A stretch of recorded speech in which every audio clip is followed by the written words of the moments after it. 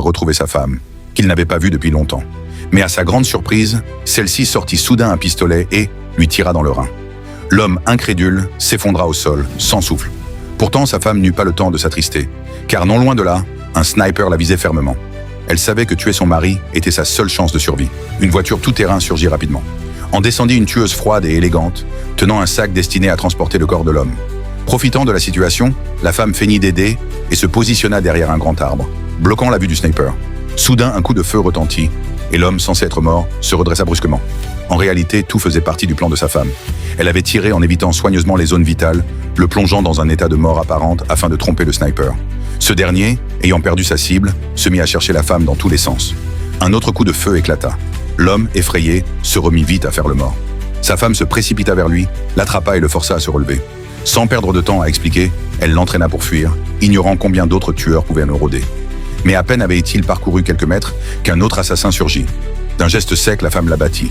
Sous le choc, le mari n'eut pas le temps de comprendre que déjà, elle fouillait le cadavre, en sortait un pistolet anesthésiant et apercevait un autre ennemi devant eux. Elle ordonna à son mari de se cacher derrière une voiture et de ne pas parler.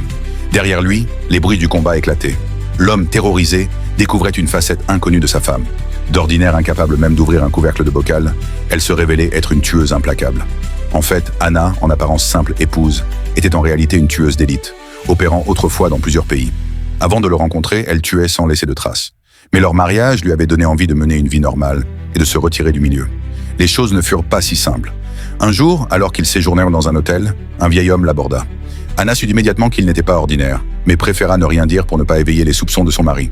Le mari, lui, s'agaça que cet inconnu ose inviter sa femme à boire dans sa chambre. Profitant d'un moment d'inattention, Anna l'endormit avec un spray anesthésiant et sortit discrètement de la chambre. Elle frappa à la porte voisine, derrière laquelle se trouvait le vieil homme aux cheveux blancs, un tueur envoyé par l'organisation qui refusait de la laisser partir. L'affrontement fut bref. Elle le tua grâce à sa jeunesse et sa force. Sachant que d'autres viendraient, elle décida de partir à Berlin pour éliminer toute la structure ennemie, prétextant un voyage d'affaires.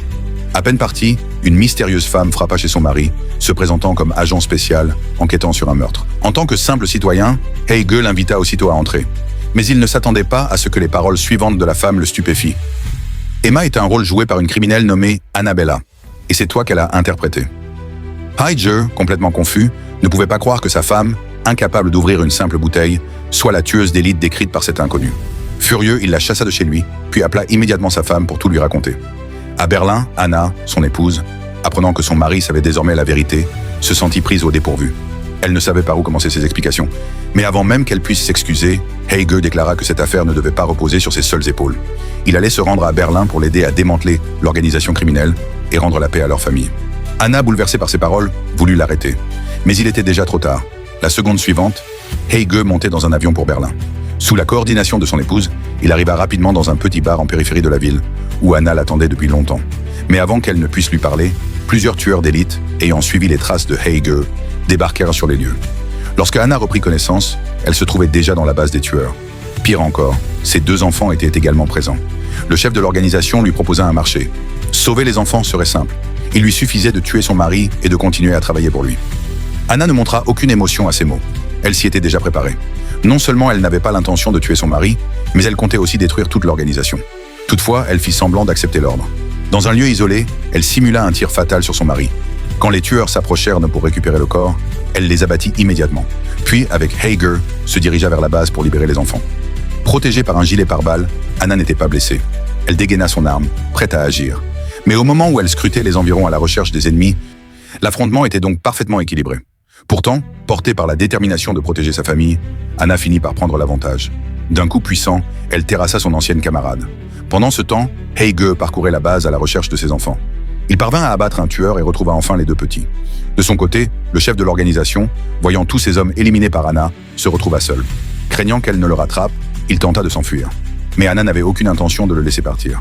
Cachée derrière un arbre, elle observa sa proie et décida de le déstabiliser.